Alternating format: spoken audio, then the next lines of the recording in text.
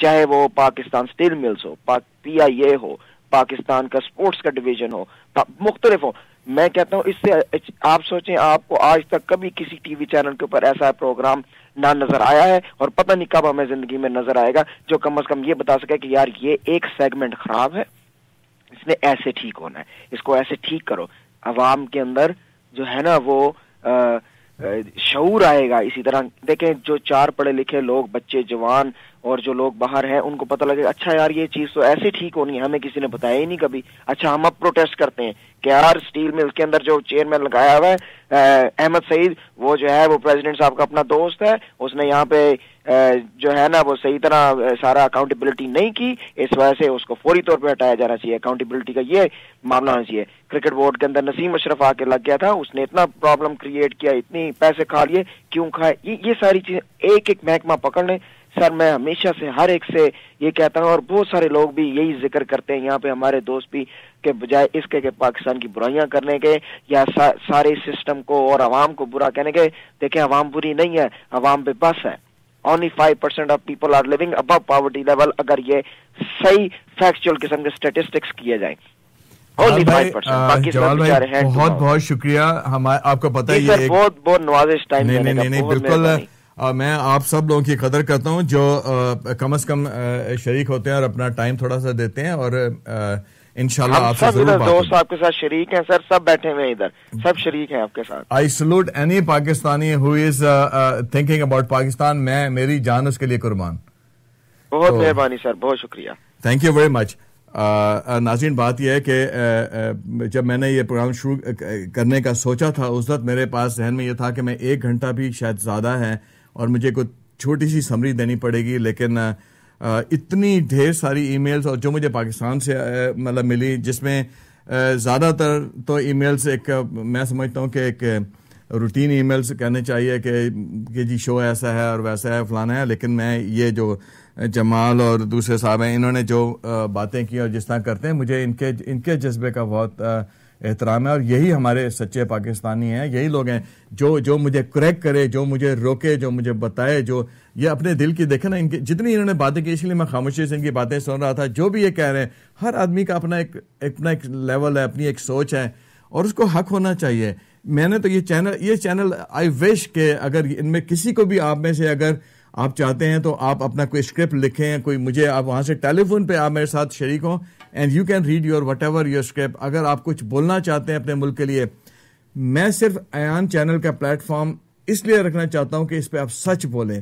دیکھیں بات یہ ہے کہ ہم کرنے کو بہت کچھ ہے، لیکن سب سے پہلے جو چیز مجھے پتا ہے، جو میری عقل میں آتی ہے، کہ جب تک آپ ڈائگنوسس نہیں کریں گے نا کسی انسان، دیکھیں میرے حساب سے ہمارے ملک میں ہمیں کینسر ہو گیا ہے. اس کو آپ نہ مانیں تو یہ ایک خام خواہ کی بات ہے نا کہ جی میں ضد ہے، نہیں جی میں نہیں مانتا، جی ہمیں تعریف کرنی چاہیے. یس سب کچھ کرنا چاہیے.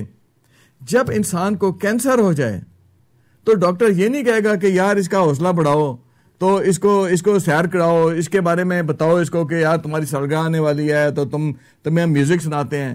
سب سے پہلے وی ہیو ٹو ڈائگنوس کہ ہو کیا رہا ہے. اور میرے ملک میں جو 63 سالوں میں ہوا، I don't want to blame anyone. میں کہتا ہوں نا، ہر شخص، مجھے ایک پاکستانی آج تک اپنی زندگی میں نہیں ملا جو پاکستان کے خلاف بولتا ہو یا جو پاکستان کے جذبے سے سرشار نہ ہو. یہ بھی جو بچے جو ابھی بات کر رہے ہیں، ڈیفینیٹلی یہ کس لیے میرا پروگرام دیکھ رہے ہیں؟ یہ کوئی جا کے کوئی وی سی آر پہ انڈین مووی نہ دیکھ لیں. یہاں پہ if they are sitting and they are listening me and they have time کہ وہ مجھے کال کر کے میرے ساتھ بات کر رہے ہیں، ان کے اندر جذبہ ہے، ان کے اندر امنگ ہے، یہ اپنے ملک کے لیے سب کچھ کرنا چاہتے ہیں. ہم نے دیکھا 63 سال میں جب 65 کی وار ہوئی، میرے ملک کے بچے، بوڑھے، جوان سارے بارڈر پر آ گئے، ڈنڈے لے کر آ گئے، ہاکیاں لے کر آ گئے.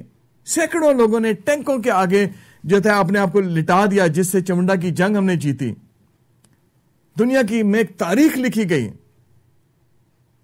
ٹینکوں کی اتنی بڑی جنگ جس میں انڈیا اپنے پورے دنیا کے موسٹ ماڈرن اس وقت کے ٹینکس جو تھے، شرمن ٹینک، مجھے آج بھی وہ لفظ یاد ہے. وہ کبھی بھی ہم لوگ نہیں جیت سکتے تھے، ہماری فوج نہیں جیت سکتی تھی اگر میرے ملک کے یہ غیور عوام، دیہاتی They were not soldiers. They were not scholars. They were not politicians. وہ غریب لوگ تھے, گاؤں کے دیہات کے غریب لوگ تھے. انہوں نے فوجیوں کو کہا کہ سر سانو دسو کرنا کیا ہے. انہوں نے اپنے جسم کے ساتھ بم لپیٹے اور ٹینکوں کے نیچے جا کے لیٹ گئے. یہ ہیں میرے ملک کے لوگ, یہ ہیں پاکستانی. یہ جو مجھے ابھی کال کر رہے ہیں یہ ہیں پاکستانی. یہ بچے جا کے کسی بار میں جا کے شراب پی رہے ہوتے, یہ بیٹھ کے میری فضول گفتگو سن رہے ہیں, پھر مجھ سے بات بھی کر رہے ہیں. ان کی جو بھی رائے, ان کا جو ذہن ہے, ان کا حق ہے, ان کو بولنے کا حق ہے. ہم لوگ اپنے چینل پہ بڑے بڑے ان لوگوں کو بلاتے ہیں جو ٹیمڈ لوگ ہیں. صرف ان سے میں اتنا اختلاف ضرور کرتا ہوں کہ یار سچی بات ہمیں اب بولنی ہے. ابھی ہمیں اپنا علاج کرنا ہے. سب سے پہلے ہمیں بیماری کو نکال کے باہر پھینکنا ہے. میں اپنے بچوں کو دھوکے میں نہیں رکھ سکتا ہوں. I can show them very good things. میرے ملک کی فوج دنیا کی سب سے بہترین فوج ہے. میری یوتھ دنیا کی سب سے اچھی یوتھ ہے. یہ ریالٹی ہے. پر میں اس کہانی کو اس وقت نہیں لانا چاہتا. میں یہ کہوں کہ یار میرا جسم کتنا اچھا ہے, میرے ہاتھ کتنے خوبصورت ہیں, میری آنکھیں کتنی خوبصورت ہیں, میرے بال کتنے اچھے ہیں, اور اندر مجھے کیا بیماری لگی ہوئی ہے. اگر میں اس بیماری کو آج نہیں نکالوں گا تو کل میرے ساتھ کیا ہوگا. یہ خوبصورت جسم قبر میں پڑا ہوگا. تو میں اپنے ان بھائیوں سے صرف اتنا معذرت کے ساتھ چاہوں گا کہ بھائی ابھی وی ہیو ٹو ڈائگنوسس. مصیبت یہ ہے کہ ہمارے اندر کوئی بہت بڑی خرابی نہیں آئی ہے, لیکن ایک ہمارے اندر جراثیم جو گورا پاکستان انڈیا کو تقسیم کرتے ہوئے ہمارے اندر ڈال کے گیا.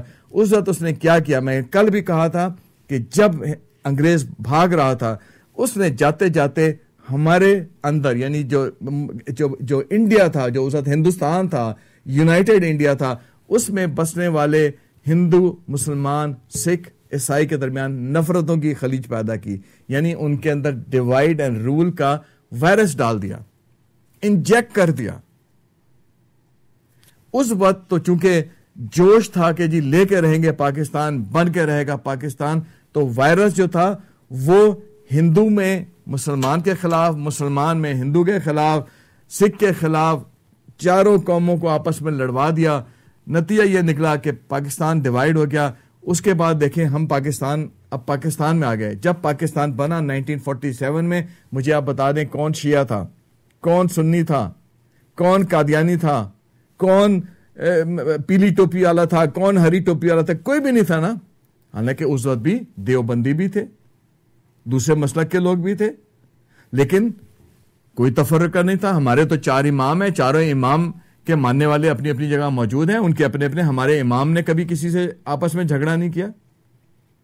سب اللہ اور اس کے رسول کے ماننے والے, سب نبی پاک صلی اللہ علیہ وسلم کے شہدائی. لیکن جب یہ انگریز ہمارے اندر یہ جو کینسر ڈال کے گیا ڈیوائیڈ اینڈ رول کا, اس کینسر نے پھر پاکستان بننے کے بعد اپنی جڑیں ملٹیپلائی کرنی شروع کی. اب یہاں تو سارے مسلمان تھے نا, 99% لوگ مسلمان تھے. تو بیماری جب اندر چلی گئی اس نے ہمیں تقسیم کیا, ہمیں رنگ, نسل, ذات, پات, ڈاکخانوں میں تقسیم کیا, صوبائیت میں تقسیم کر دیا, مذہب میں دیکھیں کتنے فرقے بن گئے. آج اللہ جانے, مجھے خدا کی قسم کم از کم مجھے نہیں پتا کہ میرے مذہب میں کتنے فرقے ہیں, کتنی ٹوپیاں ہیں, مجھے نہیں پتا, کیونکہ میرا کبھی بھی یہ سبجیکٹ نہیں رہا. میں تو آئی ہیٹ دس تھنگ. میں تو اگر میں امام بارگاہ میں گیا, نماز کا ٹائم تھا, میں نے نماز پڑھی ہے, میں I don't care about it. Allah کا گھر ہے, وہ بھی اللہ کا گھر ہے. نفرتیں ڈال دیں, شیعہ سنی کا فساد کرا دیا. یہ جتنے ہمارے علماء دین ہیں, بڑے افسوس کے ساتھ کہتا ہوں, اللہ جانے ان کے اندر بھی تو وائرس چلے گئے نا.